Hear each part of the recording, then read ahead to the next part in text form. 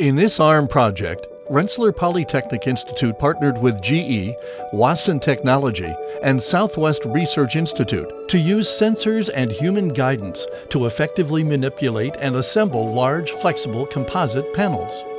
Composite wind turbine blades, more than 50 meters, are routinely used for wind power generation. Transporting such large structures poses significant logistical challenges. An alternative is based on the assembly of modular segments, but the assembly of these still sizable panels remains a manual, costly, and labor-intensive process. We adopt a new approach in this project by using a sensor-driven robot to efficiently locate and pick up panels, transport each panel to the assembly nest, and place it softly and accurately using force and vision feedback. The process is guided through a user interface that allows the operator to pause, play back, and resume at any point. We use the external command interface to implement sensor-driven motion and create a high-fidelity simulation in the ABB Robot Studio simulation environment to validate and tune the algorithms before the physical implementation.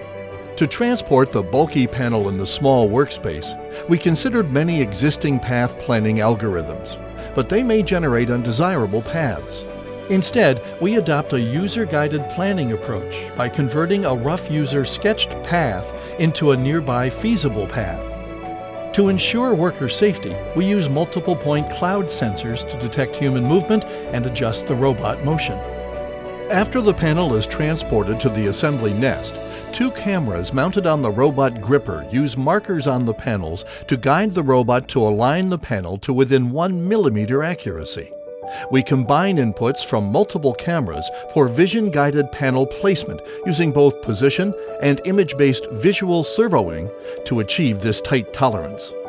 We also apply compliance force control to gently place the panel to avoid damages. Our work is implemented entirely in the ROS framework and is available in open source.